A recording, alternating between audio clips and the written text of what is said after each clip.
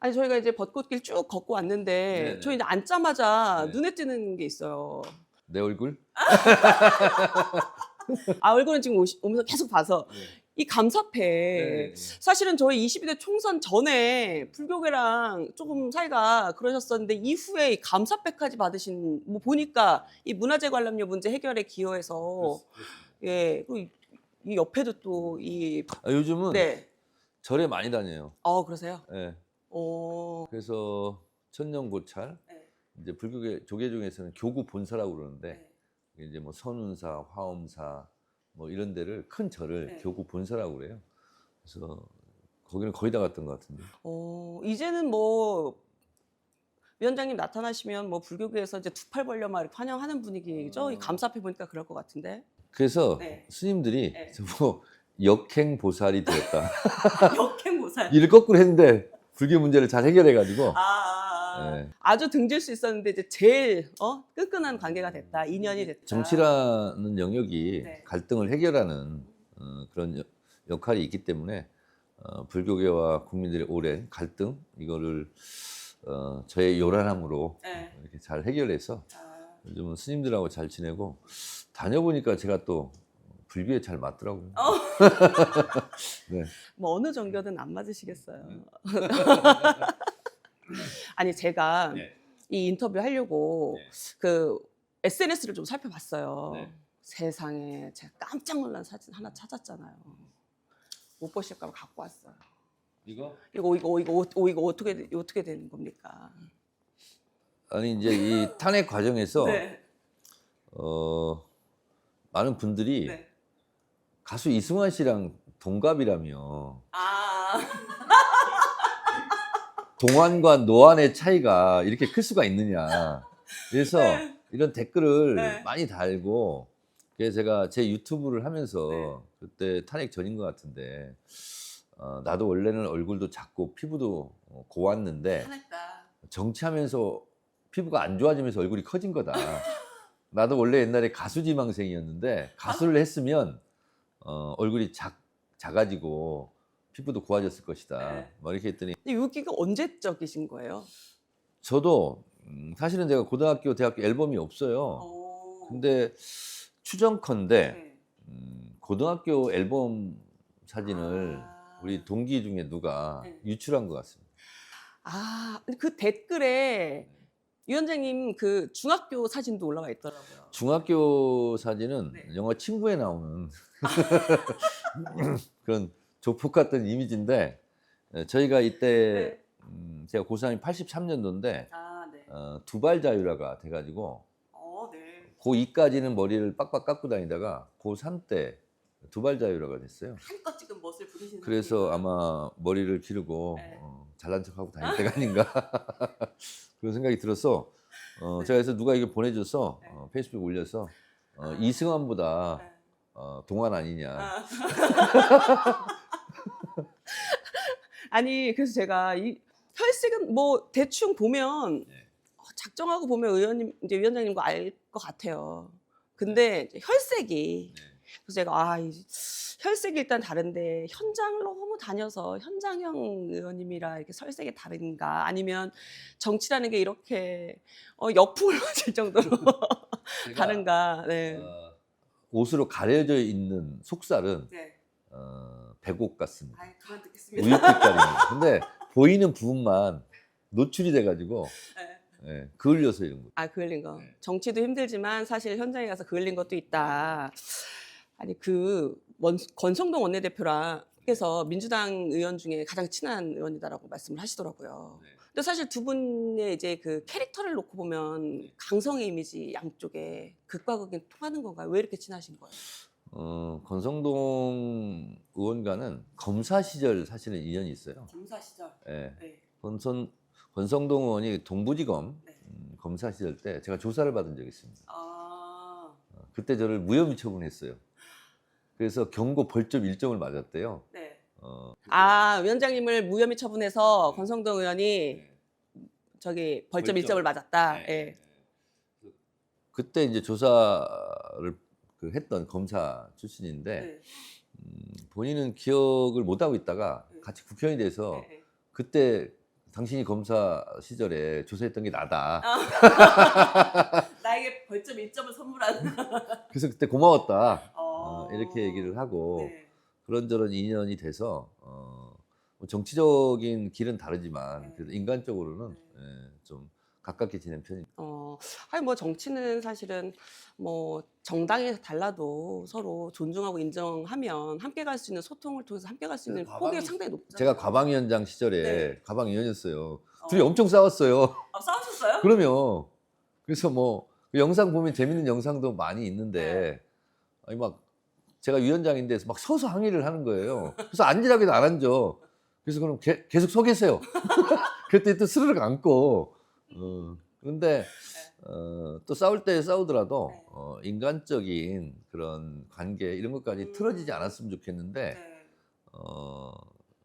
21대, 22대 이렇게 보면 너무 그 각박하게 돼가지고 네, 그래서 때로는 소주 한 잔도 하면서 허심탄회하게 얘기하고 그럼 또 풀리는 일도 있고 그럴 수 있을 텐데 하는 좀 그런 안타까움이 있습니다.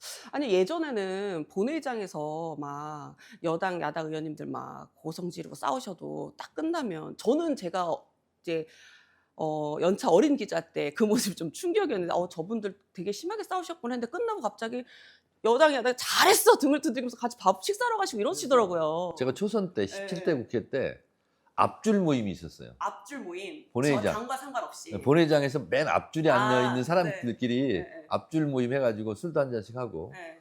그랬던 것 같아요. 근데 요새는 그런 게 좀 없다고 의원님들 많이 아쉬워하시더라고요. 저부터도 일단 싫어요. 이렇게 또 더 강성이 되셨어요. 앞줄 모임 만드셔서 뒷줄 모임도 한번 만드셔야죠. 맞아, 뒷줄 모임. 네. 그 당 지도부가 뒷줄이니까. 다들 뭐 대표급들 원내대표 쭉 앉아 네, 있으니까. 그래서 한번 그냥 만드셔야죠. 뒷줄 모임 한번 하자고 그럴까요? 저도 뒷줄에 앉아 있는데 지금. 아니 저희 판도라에서도 또 그 권성동 원내대표랑 함께 많이 출연하셨잖아요. 그렇습니다. 그래서 제가 이제 최근에도 통화 좀 하셨나 여쭤보려고 했는데 가끔 통화해요. 탄핵 정국이 있어서 좀 껄끄럽지 않았나 싶긴 했는데 그건 상관없었나요? 아니 얼마 전에 제가 법사위원장이잖아요. 네. 근데 어떤 법이 올라갔는데 그것 좀 잘 처리 좀 해달라고 그런 전화를 한번 하신 것 같은데. 그리고 저도 가끔 전화를 합니다. 해서 뭐 살살해 뭐 이런 얘기도 하고 네. 그리고 그건 아니잖아 뭐 이렇게 얘기도 하고 또 본인도 또 뭐 얘기도 하고. 그러니까 네. 상임위에서 또 뭐 본회의장에서 그리고 지난번 대선 때는 권성동 의원하고 이렇게 다른 의원들 몇 명 있었는데 밥 먹고 술 먹다가 이재명 대표하고도 통화하고 그랬어요. 권성동 원내대표랑? 왜냐하면 중앙대 때 친했대요. 그래요? 고시반 같이 있었고. 고시반 뭐 언론과 그래서 같이 이재명 친하죠? 대표가 그냥 선배님 이렇게 호칭하던데. 그래요? 네. 이재명 대표한테 권성동 의원은 후배님 이렇게 하는 것 같고. 그래서 또 그런 면이 또 있어요. 여전히 좀 그런 면은 살아있다. 그래서 제가 권성동 의원한테 물어봤어요. 당시 이재명 대학생은 어땠냐고. 네. 근데 저한테 그런 얘기 하던데요. 너무 궁금한데요? 선배잖아요. 네. 딱 들어왔는데 저 친구는 고시에 빨리 되겠구나. 왜요? 되게 똑똑하다 이런 생각을 했는데 자기 생각대로 네. 바로 고시 패스를 하더래요. 그래서 그때 좋았던 감정 네. 권성동 의원 좀 계속 유지했으면 좋겠어요. 아니 또 저희 판도라에서 또 두 분이 또 함께 하셨던 그게 있으니까 네네. 유지하시고 하셔야죠. 제가 여기 오기 전에 좀 살짝 감동받은 게 하나 있는데 네. 제가 위원장님 그 SNS 보는데 SNS 대문 사진이 저희 판도라 사진이더라고요. 그렇습니다. 네, 그래서 저희가 또 이렇게 판도라 가족으로서 이렇게 이걸 지켜주시는 판도라 1회인지 2회인지 정확하게 기억은 안 나는데 막 시작하면서 네. 판도라를 어떤 자세로 어떤 태도로 임할까 해서 대중의 이슈를 대중의 언어로 대중에게 말하자. 그래서 거기에 써 있을 거예요. 대중의 이슈를 대중의 언어로 대중에게 말한다. 그것까지는 제가 또 봤는데 자세가 이게 정치 대중 정치인의 기본 자세입니다. 네, 그러니까 막 재밌는 정치 뭐 이런 식으로 써놓으신 그 글은 봤어요. 저는 17대부터 네. 정치가 왜 이렇게 칙칙해야 되지? 정치가 왜 이렇게 무거워야 되지? 정치가 왜 이렇게 거드름을 펴야 되지? 정치가 왜 뒷짐지고 팔자걸음으로 느린 듯 걸어야지? 그것이 너무 싫었어요. 네. 정치도 좀 가볍고 네. 좀 유쾌할 수 없을까? 그래서 17대부터 귀가 즐거운 정치, 눈이 즐거운 정치를 지향했어요. 우스운 것과 그러니까 그 사람이 조금 경한 것과 네. 즐거운 건 다른 거잖아요. 그렇습니다. 예, 그래서 요렇게 표방해서 위원장님이 정치를 하셔서 그 사이사이 조금 다른 캐릭터의 정치 활동들이 나오셨나라고 좀 생각을 하고 오긴 그래서 했어요. 요즘은 좀 덜해졌어요. 네. 제가 이제 법사위원장, 국회 탄핵 소추위원 하면서 좀 네. 그런 것 좀 줄어들었는데 예전에는 정청래는 왜 이렇게 가볍냐 이런 얘기를 실제로 많이 했고 들었거든요. 그래서 제가 그때마다 얘기를 합니다. 저는 컷오프 공천 탈락했는데 탈당하지 않고 오히려 선당우사의 자세로 당에 남아서 오히려 공천 받은 사람들 당선시켜달라고 20대 때. 전국 지원 유세를 했다. 맞아요. 더 큰 유세단으로. 나는 무거운 정치인이다. 어, 가벼운 정치라는 것은 공천 못 받았다고 탈당하고 다른 당으로 옮기고 이당 저당 철새 정치 이런 것이 가벼운 정치 아니냐. 나는 무거운 정치다 사실은. 네. 내 마음 자세 심지가 무겁기 때문에 오히려 겉은 경쾌하게 유쾌하게 하려고 노력하는 것이다. 그것도 일종의 대국민 서비스다. 그래서 제가 노력한 거예요 사실은. 아, 그래요? 네, 원래 왜냐면 이렇게 좀 유쾌하신 스타일이 아니고? 아니고 저도 무겁고 약간 권위주의적이고 논리적이고 그리고 잘 따지고 네. 그러다 보니까 그게 약간 비호감이더라고요. 그래서 노사모 하면서 권위주의를 내려놓자. 탈권위. 그리고 노사모의 경쾌함, 유쾌한 정치 반란 이런 것을 몸소 체험했기 때문에 내가 국회의원이 됐을 때 눈도 즐겁고 귀도 즐거운 정치. 그래야 국민도 즐거워하지 않느냐. 네. 그래서 제가 철학 사상을 내가 창시했거든요. 어떤 거? 유쾌, 통쾌, 상쾌. 아. 네. 아니, 좋은 그래야 거예요. 통쾌 상쾌. 그래야 국민이 흔쾌. 네. 윤석열은 쾌쾌. 나는 명쾌. 국민이 어쨌든 유쾌한 그리고 상황이 되도록 이런 만들어야 방송 되는 프로그램도 시점이에요. 마찬가지입니다. 네. 어떤 전하고자 하는 메시지가 묵직하다면 그럴수록 재미적 요소를 더 가미해야 된다. 네. 그래서 의미와 재미를 잘 조화시키는 것. 그것이 방송 프로그램 판도라의 성공의 비결이에요. 또 이렇게 저희 판도라 성공 비결까지 말씀해 재미가 주시고. 없으면 의미 있는 대목을 안 봐요, 사람들이. 맞습니다. 그래서 재미적 요소가 있어야 그래서 의미를 전달하는데 네. 그래서 재미는 의미로 가는 통로예요. 오늘 또 이 저희 찾아가는 판도라 인터뷰를 판도라의 또... 성공을 기원합니다. 감사합니다. 시청률 최소 4% 이상 최소. 대박 때리기 바랍니다. 감사합니다. 4%에서 10%까지 왔다 갔다. 4%에서 10%. 네네. 이 법사위원장 관련해서 좀 얘기를 나눠볼게요. 22대 첫 법사위원장이신 거잖아요. 이 법사위원장 하시는 동안 화제의 짤이 가장 많이 돈 법사위원장 중에 한 분 아닐까 싶어요. 왜냐? 어쨌든 기존의 법사위원장의 이미지와는 상당히 달랐어요. 그래서 뭐 10분 퇴장, 그리고 뭐 서 계세요. 뭐 이런 발언들을 좀 하셨는데 사실은 기존의 법사위원장들의 그 이미지를 모르시지 않는 분이란 말이에요. 벌써 지금 사선이시니까. 그럼에도 불구하고 나는 이렇게 하겠어라고 결심하신 이유가 있으실까요? 제가 정치 20년 하면서 저는 직책에 연연하지 않아요. 직책이 연연. 네, 저는 무관이어도 좋다. 그래서 내가 뭘 하겠다, 뭘 해달라 한 적이 한 번도 없습니다. 특히 국회직과 당직에 대해서는. 그런데 20년 만에 처음으로 법사위원장은 내가 해야 되겠다 하고 어플라이를 했어요. 원내 지도부에 말씀을 하셨어요? 네, 그렇습니다. 네. 근데 고민이 많았다고 그래요. 왜요? 법률가 출신이 아니셔서? 뭐 그런 부분도 있고 또 너무 센 캐릭터이기 때문에 부딪히지 않겠냐 여러 가지 했는데 제가 최고위원 하면서 나름대로 균형 이런 것도 맞추고 공수를 자유롭게 넘나들고 이런 걸 했기 때문에 좀 믿었대요. 잘할 수 있다. 지도부에서. 예.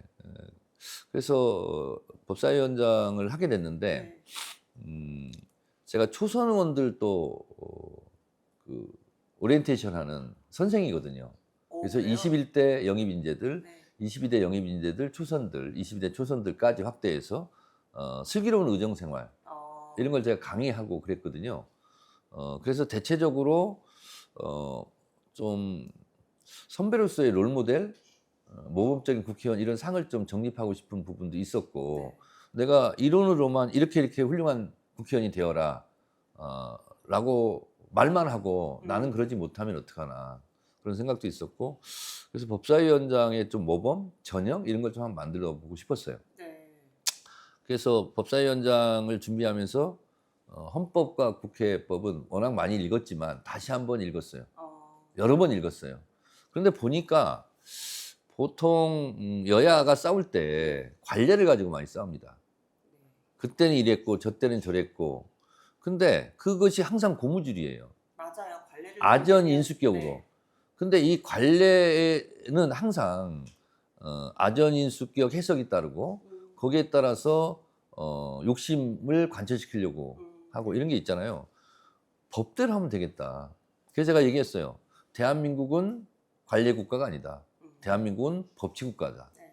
그리고 법을 지키는 한도 내에서 뭐 예를 들면 미풍양속을 우리가 찾을 수는 있겠지만 법을 어겨가면서 관례가 법 위에 있을 수는 없지 않느냐. 그래서 법대로 하자. 네. 특히 법사이기 때문에. 그래서 국회법 몇 조 몇 조를 제가 다 얘기하면서 이 법대로 따라야 된다. 그걸 정립하는 과정에서 그런 법 적용이 되지 않은 상태에서의 법사위 운영의 관례를 소환시켜서 하나하나 깨가는 과정이요. 저를 공격했고 네. 저는 그거를 법으로서 정립해가는 그런 과정이었고 그래서 어떤 국민의힘 의원이 이런 법사위원장 처음 본다 이렇게 목매인 소리를 하더라고요. 네. 그래서 제가 그랬어요. 이런 법사위원장 처음 볼 겁니다. 저는 앞으로 법대로 할 겁니다. 국회법에 나와 있는 대로. 그래서 제가 국회법에 대해서 위원장의 권한과 역할이 있거든요. 국회법 제49조 1항 위원장은 위원회를 대표하고 의사를 정리하며 질서를 유지하고 사무를 감독한다. 그러면 거기에 다 들어있는 거예요. 위원장의 권한이. 위원회를 대표하고 네. 의안을 정리하잖아요. 그러면 이걸 상정할 것인지 말 것인지 이런 것도 권한이 있는 거고 질서 유지도 있고 그리고 법사위 여기가 회의장만 비춰지지만 여기가 전문위원들이 20명 정도 돼요. 그 직원도 제일 많아요. 법사위가 국회 직원들이 그 사무를 또 감독하고 그래서 위원장의 권한이 굉장히 넓습니다. 근데 그거를 행사를 지금까지 안 했던 거고요. 그리고 국회법 52조 2항에 보면 의장이나 위원장은 필요하다고 인정할 때 개회를 할 수 있습니다. 네. 그러니까 본회의장에서의 개회권은 의장한테 있고 상임위원회는 상임위원장한테 있는 거거든요. 그렇게 나와 있어요. 필요하다고 인정할 때 그때는 개회를 할 수가 있는 거죠. 그래서 의장이나 위원장은 그 본회의나 상임위원장의 그 국회 규칙을 준용합니다. 네. 같이 쓰거든요. 그런데 예를 들어서 막 질서 유지가 안 돼요. 막 난장판이 돼요. 그러면 국회법 145조 1항과 2항에 의해서 경고를 하고 질서를 유지케 하고 근데 듣지 않으면 발언권을 중지시킬 수도 있고 네. 퇴장을 명할 수도 있습니다. 네. 그래서 국회법대로 하는 거예요. 그래서 항상 말씀하신 게 뭐 1분 저 마이크 꺼주세요. 이 말씀도 많이 하시고.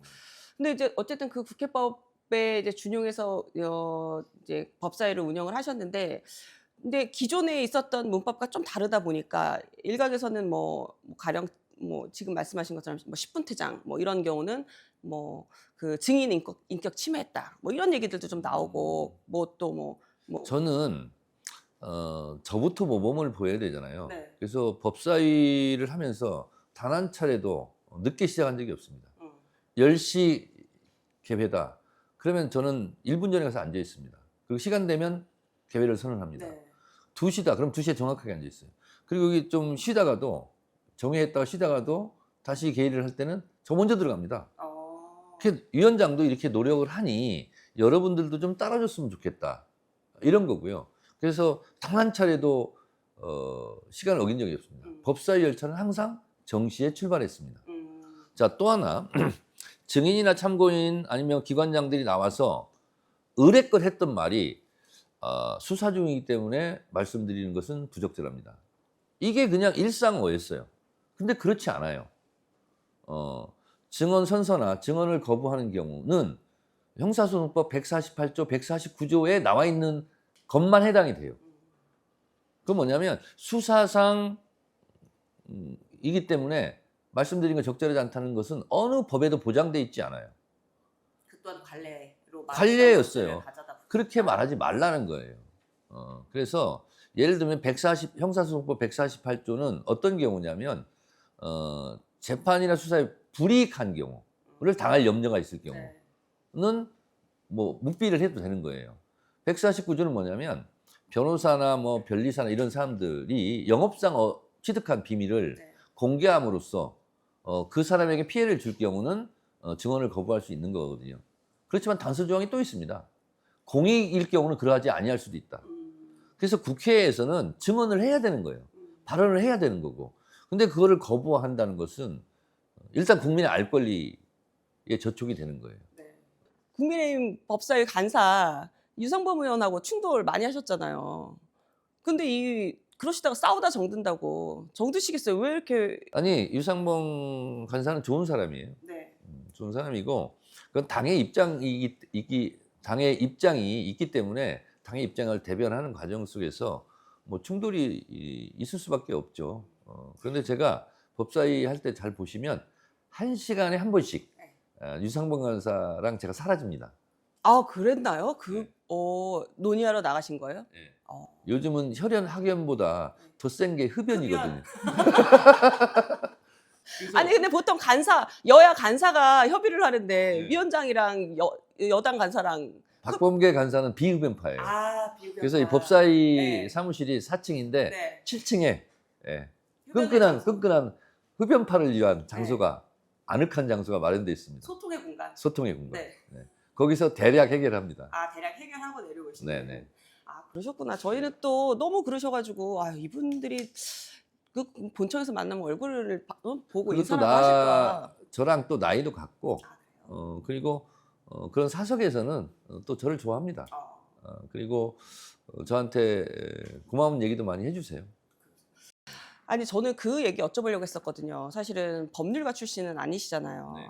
근데 뭐 가령 민주당에서만 놓고 봐도 박범계 민주당 간사도 법률가 출신의 법무부 장관 출신이시잖아요. 네. 그래서 위원장을 하시는데 조금 어려움? 뭐 이런 건 없으셨냐고 여쭤보려고 했는데 그런 건 전혀 없습니다. 지금 법조문을 줄줄줄 외우셔가지고 네네. 그리고 그럼 비법률가 출신의 법사위원장이라 이 점은 장점이다. 뭐 이건 없을까요? 저는 오히려 법사위원장은 비법조인이 하는 것이 맞겠다는 생각을 했습니다. 어떤 점에서요? 왜냐하면 예를 들면 검찰개혁이든 뭐 사법개혁이든 뭐든 간에 네. 이해관계가 있잖아요. 그러면 자기가 아는 사람들, 지인들이 많지 않습니까? 그럼 전화 한 통 받으면 흔들릴 수도 있잖아요. 근데 저는 그런 사람이 없습니다. 완벽 차단. 네. 그리고 원칙대로 처리하는 거예요. 그래서 어떻게 보면 검찰과 법원에서 뭐 아쉬운 얘기를 국회에 할 때도 있지 않습니까? 그런 경우는 공식 노트를 밟아서 법사위원장실에 와서 공식적으로 해라라는 거예요. 뒷구멍 정치 안 된다. 뒷구멍 정치 안 된다. 저는 뒷구멍 정치가 안 됩니다. 원칙 지켜라. 그렇습니다. 그래서 오히려 이런 원칙의 기준을 세우는 면에서 봤을 때는 비법조인이 하는 것이 맞겠다. 다만 비법조인이라 할지라도 법에 대한 이해와 조회가 깊어야 된다.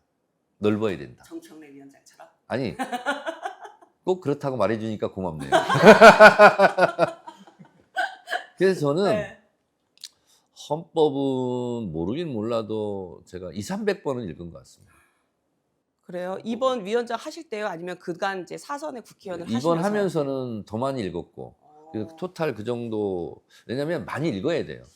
그러면 눈에 들어오지 않았던 문귀가 법문이 들어와요. 어느 순간 들어오는 게 있다. 그렇습니다. 그러니까 예를 들면 우리가 언제 비상계엄을 생각했겠습니까?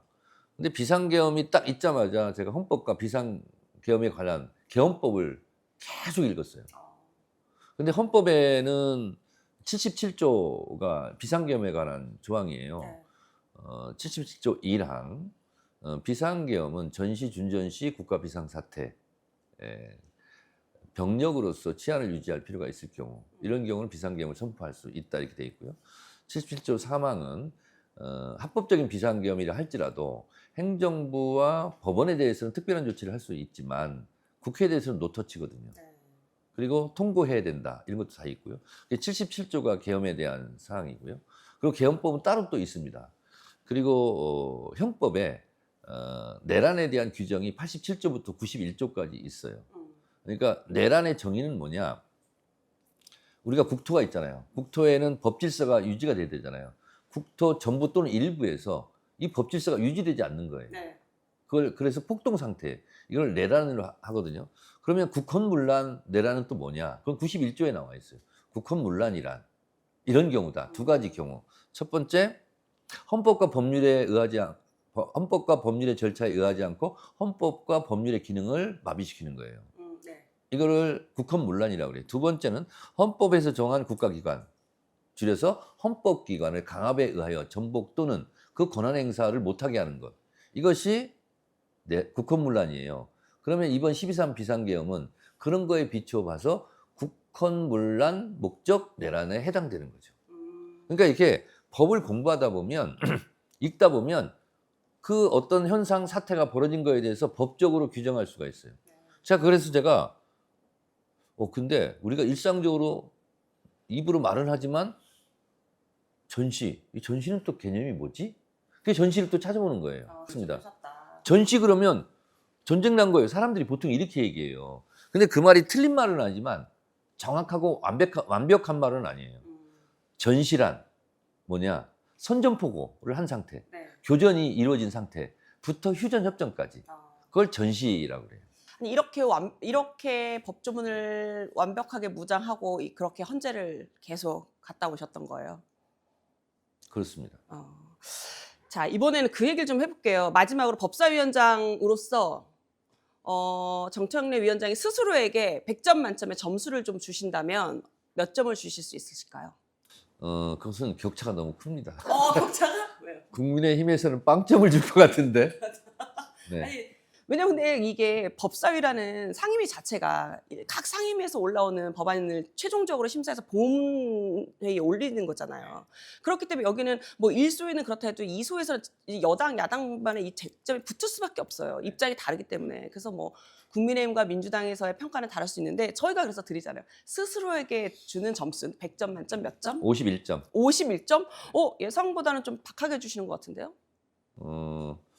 헌법 49조에 보면 네. 국회 의사결정은 다수결로 해라. 네. 이렇게 돼 있거든요. 근데 다수결이 지고지순한 아름다움은 아니에요, 사실은. 소수도 배려를 해야 되고 다 의견을 모아야 되고 그래서 가급적이면 여야가 합의로 통과시키는 게 제일 아름다운 모습이죠. 근데 국회 현실은 그렇지 못해요. 그래서 여야 합의가 안 됐기 때문에 헌법재판관을 임명하지 못하겠다는 것은 헌법 49조 위반입니다. 사실은. 다수결로 정하라는 헌법 49조 때문에 우리가 총선 때 그렇게 한 표라도 얻으려고 노력하는 거거든요. 그게 아니면 가위바위보 하는 거죠. 아니면 300석 중에서 여야 150대 150석으로 그냥 그렇게 그냥 칼로 무자르듯 해놓으면 되지. 근데 그게 아니잖아요. 네. 그래서 어쩔 수 없이 다수결로 처리를 하는 거잖아요. 법사위가 가장 극명하게 그걸 보여주는 것일 수 있어요. 근데 실제로 또 한편 따지고 보면 다수결 원칙이 적용되지 않고 여야 합의로만 처리한다면 국민들은 식물국회라고 무능불능화된 국회라고 엄청나게 또 질타를 할 거예요. 네. 그래서 어쩔 수 없이 다수결로 처리를 할 수밖에 없는데 그 처리를 법사위에서 가장 많이 하고 있는 건 아닌가. 그런 면에서 봤을 때 제 마음대로라면 왜 국민의힘이 이걸 합의를 안 하지? 하는 이해 못함, 이해 불가 네. 이런 건 있어요. 아니 이건 상식적으로 법리적으로 당연히 같이 손들고 찬성을 해야 되는데 그냥 왜 반대를 위한 반대를 하지? 이런 게 있기는 있어요. 그렇다고 제가 국민의힘 당론을 바꾸라 이렇게 말할 수 있는 건 아니잖아요. 그래서 어쩔 수 없이 다수결로 처리를 합니다. 네. 그래서 법사위원장은 민주당 소속이긴 하지만 국회법 49조에 따라서 위원회를 대표하는 사람으로서 그렇죠. 내가 민주당 사람으로서만 민주당 법사위원장 점수를 주기는 어렵다. 그런 면에서 51점. 그래서 국민의힘의 입장도 반영을 해서 51점을 주겠다. 이 말씀이신 폭넓은 거죠? 배려심. 아휴, 네. 정치 현안 얘기를 좀 해볼게요. 6월 3일 날 어쨌든 이제 조기 대선을 치르게 됐어요. 네. 그래서 이제 뭐 민주당에 비해서 국민의힘은 보니까 후보 경선에 나올 분들이 엄청 많아요. 네. 근데 위원장님이 국민의힘은 출마 포기하라고 하셨잖아요. 사실상 그렇습니다. 국민의힘은 동의 못하겠지만 네. 제가 생각했을 때 국민의힘 전신 할아버지 아버지 당에서 네. 배출한 대통령들을 역사적으로 한번 보자고요. 이승만 대통령 3.15 부정선거로 국민들에게 쫓겨났어요. 하야했어요. 그래서 하와이 망명까지 갈 수밖에 없었습니다. 그렇죠? 그 다음에 국민의힘 할아버지 당에서 전신이 배출한 박정희 는 비상계엄의 원조잖아요. 5.16 군사반란, 군사구테타, 유신 독재헌법, 영구집권화. 그러다 결국은 비극적인 최후를 맞이했어요. 그리고 국민의힘 전신 이제 아버지 당 정도 되네요. 전두환, 12.12 군사반란, 그러면 5.17 비상계엄, 그리고 국보위, 그리고 독재헌법. 그러다 결국은 6월 항쟁에 의해서 사실상 쫓겨난 거잖아요. 그리고 내란 수계로 중형을 선고받았잖아요. 그리고 이어받은 노태우 대통령. 전화가 지금 계속 오고 있는데. 감옥 갔잖아요. 그 다음에 누가 나왔어요? 김영삼. IMF 국가 부도 사태를 일으켰잖아요. 그래서 불명예스럽게 퇴직했잖아요. 그리고 또 누구예요? 이명박. 부정부패 혐의로 감옥 갔어요. 박근혜 국민의힘에서 탄핵됐어요. 그리고 또 누구예요? 윤석열. 이번엔 비상계엄 내란 사태로 탄핵당했잖아요. 그래서 국민의힘 전신 할아버지 아버지 당에서 배출한 대통령들이 다 사실은 국민들에게 민폐를 끼친 거예요. 그런 면에서 본다면 염치가 있다면 이번에는 대선 후보를 스스로 내지 마라. 저는 이게 상식적인 요구라고 생각해요. 또 하나, 박근혜 정부 때 통합진보당 위원정당 심판해가지고 정당 해산시켜버렸습니다. 그때 혐의가 내란 선동이에요. 그런데 지금 윤석열 내란 우두머리 피의자가 국민의힘 1호 당원이잖아요. 국민의힘은 책임이 없나요? 아니, 통합진보당은 내란 선동이라는 이유만으로 정당을 해산시킨 본인들의 그때 일을 생각해 보라고. 그럼 그것보다 100배, 1000배는 더 중한, 더 무거운 내란을 일으켜놓고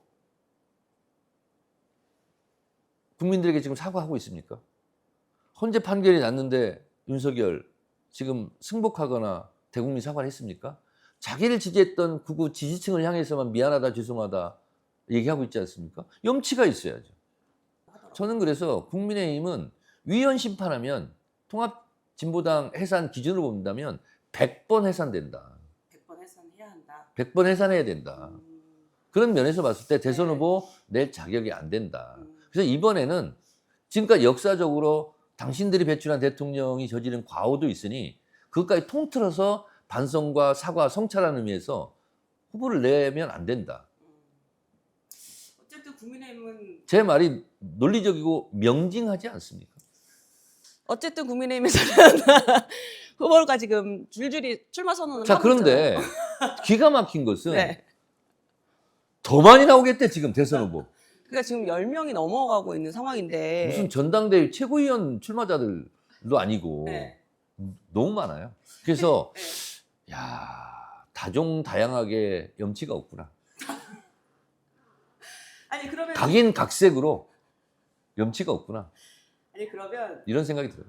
그 생각을 살짝 접어두시고 사선 정치인의 이 감각으로서 이 10명이 넘는 후보 중에 과연 국민의힘 경선을 통과할 후보 4명을 꼽는다면 누가 될까요? 경선을 점치기 전에 네. 무릇 대통령이 되고자 하는 자는 네. 5가지 기본 전제 조건이 있습니다. 아 제가 봤죠. 그거 감동이더라고요. 그것은 제가 20년 전부터 정립해 놓은 제 나름대로의 정청래 학설이에요. 시대 정신이 있는가? 자신만의 신화, 자신만의 서사가 있는가? 자신만의 정치적 업적이 있는가? 눈이 오나 비가 오나 지지해주는 팬덤이 있는가? 누구랑 집권할 것인가? 라인업이 이미 형성되어 있는가? 이 5가지가 적어도 있어야 대통령을 할 자격이 된다고 생각하거든요. 근데 지금 국민의힘에 나와 있는 사람들이 첫 번째 조항에 다 걸려요. 시대정신이 있는가? 지금의 시대정신은 뭐냐? 내란 종식입니다. 내란을 일으킨 윤석열에게, 내란 우두머리 피의자 윤석열에 가서 얼굴 도장 찍고 눈도장 찍고 거기에 가서 사진 찍고, 이것은 시대정신을 역행하는 거예요. 저 이거 하나만 여쭤볼게요. 내란 종식을 말씀하셔서 이 우원식 국회의장이 개헌 얘기했을 때 네. 위원장님이 내란 종식이 우선이다라고 말씀을 하셨잖아요. 그 말대로 됐잖아요, 지금. 그 결과론적으로 그렇게 됐는데, 그러면 위원장님이나 민주당이 얘기하는 내란 종식의 기준, 이 정도면 내란이 종식됐다고 볼 수 있다는 뭘까요? 자, 제가 알베르 까미 얘기를 많이 합니다. 프랑스 공화국은 관용으로 건설되지 않는다. 오늘의 죄를 벌하지 않는다면 내일의 범죄에 용기를 주는 거다. 이게 프랑스 나치 부역자 척결 과정 속에서의 알베르 까미의 입장입니다. 프랑스는 나치 지배 기간이 2년 6개월밖에 안 됩니다. 10,000명 이상을 숙청했습니다. 척결했어요. 그리고 80년대까지 끝까지 추적해서 민족 반역자에게는 공소시효가 따로 필요 없다. 공소시효를 없애면서 민족 정기를 바로 세우기 위해서 무관용으로 나치 부역자들을 처벌했습니다. 그러니까 80년대 중반에 이만하면 됐다. 그래서 이제 관용하고 용서하자. 그래서 프랑스가 똘레랑스, 관용의 나라가 된 거예요. 근데 우리는 반민특위 좌절 이후로 우리는 7.18을 척결하지 못했어요. 근데 그런 역사적 과오를 이번에 또 리피트 어게인, 반복할지 모르겠다는 그런 불안이 있어요, 저는. 일제시대 때 친일파, 친일 앞잡이들을 한 명도 청산하지 못하니까 친일파가 기득권 카르텔을 형성해서 지금까지 한국 사회에 주류처럼 행세했잖아요. 네. 그것이 옳은 겁니까? 반민족적이지. 근데 이번에도 내란 세력을 철저하게 척결하지 못하면 해방정국 속의 반민특위 좌절과 같은 역사적 과오를 또 저지를지 모른다, 우리가. 그런 생각이 드는 거예요. 그렇기 때문에 내란 법대로 하자는 거예요, 저는. 내란 우두머리 피의자는 사형 무기를 받게 돼 있어요. 그것밖에 없습니다. 중요 임무 종사자도 그에 준해요. 그리고 내란에 대해서는 부하수행이라고 합니다. 부하수행한 자들. 거기서 적극적이진 않지만 소극적으로 행사한 사람도 다 처벌하게 돼 있어요. 다 징역 보내게 돼 있어요. 그걸 해야 됩니다.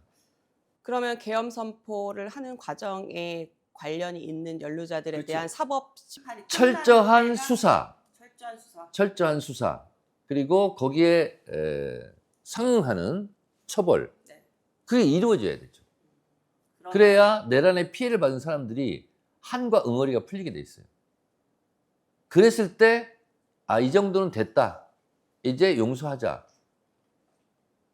피해자는요, 용서의 몫은 피해자의 몫이에요. 용서는 피해자가 하는 거고요. 사죄는 가해자가 하는 거예요. 근데 거꾸로 되면 안 되잖아요. 그래서 제가 그런 말을 썼습니다. 우리가 그들을 단죄하지 않으면 그들이 우리를 단죄하려 할 것이다. 네. 그래서 저는 이번에 헌법으로 헌법의 적을 물리치고 민주주의로 민주주의의 적을 물리쳐준 헌법재판관들에게 감사했고 국민들께 감사하고 있는 거예요. 이 모든 덕분이 다 국민들 덕분이에요. 다시 일단 제가 앞서 질문드렸던 질문을 좀 다시 한번 드리면, 그래서 국민의힘 경선 통과할 후보 4명을 꼽는다면 지금 상태로는 김문수가 되지 않을까?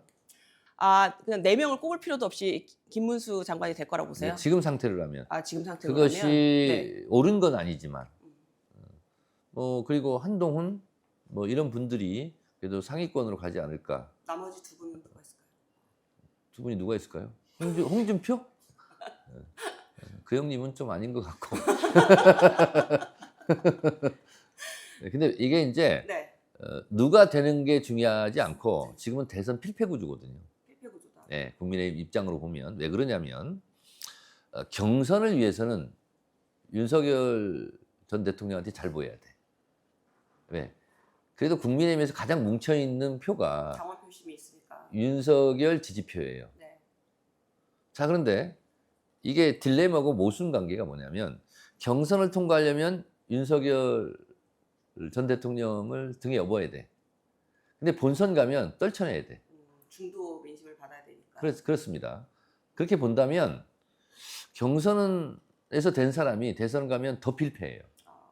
이런 딜레마가 있고, 그러면 지금 국민의힘이 수면으로 올라와 있지는 않지만 내부적으로 부글부글 끓을 것 같은 정청래의 픽, 네.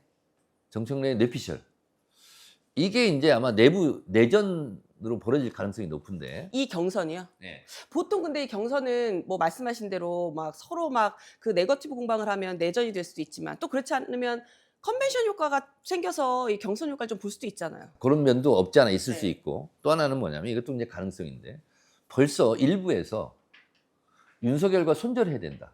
네. 이런 움직임이 있어요. 근데 이게 새가 커질 수 있어요. 그렇죠? 점점 눈덩이처럼. 그러면 대립하게 돼요.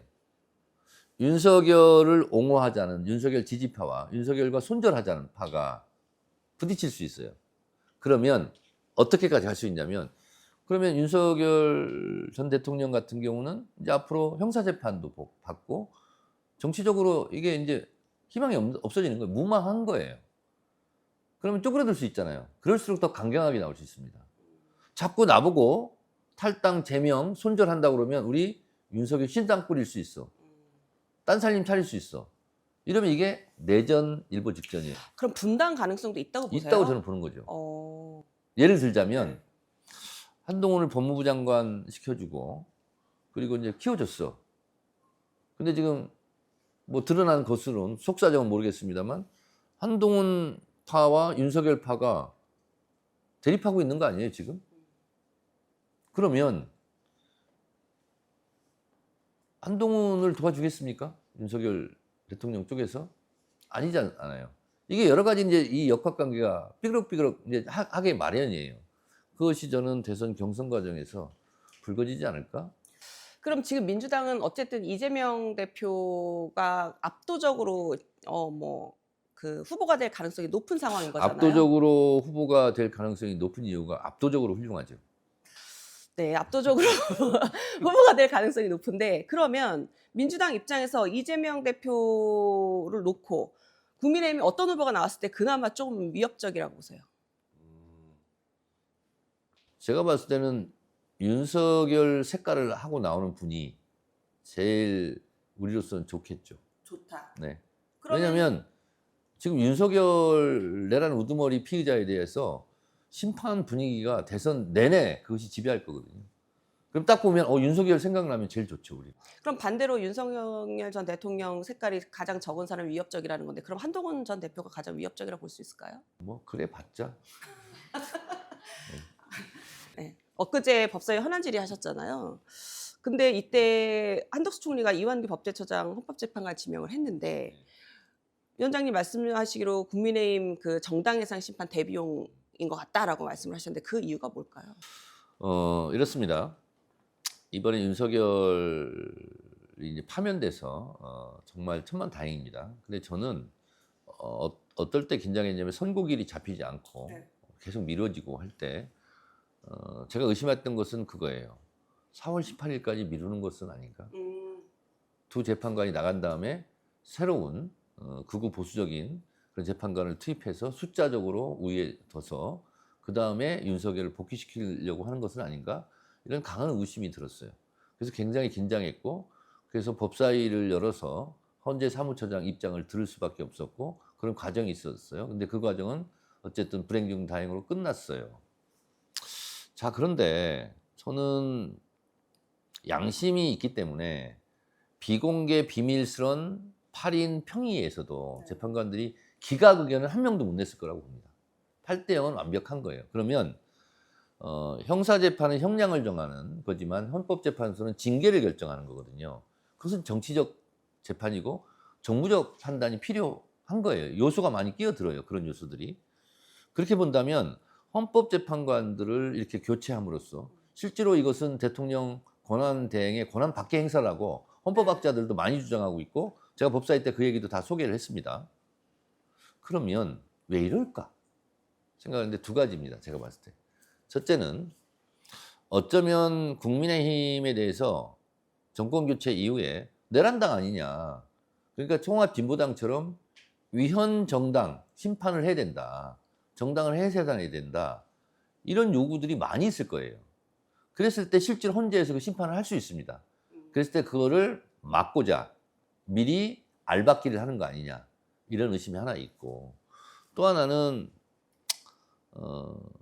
정권 교체 이후에 이재명 대통령이 됐다라고 가정해 본다면 국민의힘이 공격할 것은 하나밖에 없어요. 하던 재판 계속하자. 근데 헌법 84조는 내란이나 외환죄를 저지른 대통령이 아니라면 형사 불소추권이 있어요. 5년 임기 동안 재판을 받지 않을 권리가 있어요. 현직 대통령은 살인을 했어도 강도를 했어도 5년 동안은 재판을 받지 않습니다. 그게 대통령에게 유일하게 주어진 대한민국 유일한 사람 헌법적 특혜예요. 그런데 아니 이재명 대표는 기존에 받던 재판이 있으니까 계속 받자 이렇게 주장을 할 가능성이 높아요. 그러면 국민의힘에서는 대통령이 되더라도 그거는 받아야 된다라는 얘기가 벌써 나오고 있어요. 그러니까 상황이죠. 그랬을 때 받아야 된다 안 받아야 된다. 그럼 그것을 헌법재판소에 가서 한번 판단을 해보자. 판결을 받아보자. 이럴 수 있잖아요. 그랬을 때 그걸 대비용으로 미리 알박기를 해놓는 것이 아니냐 하는 것이 저의 뇌피셜입니다. 그러면 민주당 입장에서 이완규 후보자 임명 막을 뭐 뾰족한 방법이 방법이 있어요? 있습니다. 어떤 게 있어요? 네. 판도라 방영이 끝나고 며칠 후에 네. 알 것 같습니다. 뭔가 준비를 하고 있는 건 네. 있지만 지금 공개하기 좀 네, 어렵다. 그렇습니다. 네. 알겠습니다. 근데 헌법에 위배되는 거예요. 그리고 법제처에서도 네. 현상유지 소극적 권한만 행사해야 된다. 지금처럼 이렇게 대통령이 아닌데 대통령 행세를 하면서 대통령 몫을 지명하는 것은 이것은 위헌이다. 많은 학자들이 자막으로 쭈르륵 지금 나가고 있죠. 네. 아니 그 방법을 살짝 이렇게 좀 공개해 주실 수는 없어요? 저는 뭐 가장 깔끔한 것은 헌재에서 한덕수 권한대행이 헌법재판관 2명을 지명한 것은 권한 밖의 일이다. 위헌이다. 이렇게 판결해 주는 것이 가장 깔끔하겠죠. 민주당 자체적으로 하시면 그건 사법부의 이제 판단인 거고. 그 이후에는 네. 뭐 아직 방침이 뭐 확정된 건 아니지만 저는 개인적으로 국회의 힘으로 국회의 합법적인 권한으로 네. 저지를 할 수 있다 이렇게 생각합니다. 알겠습니다. 저희 이 찾아가는 판도라 마지막 질문인데요. 지금 이 시점에 법사위원장이신 정청래 의원께서 국민들에게 들려주고 싶은 노래가 있다면 그리고 그 이유는? 예전에 조용필 씨가 불렀던 노래를 살짝 네. 가사만 바꿔서 한번.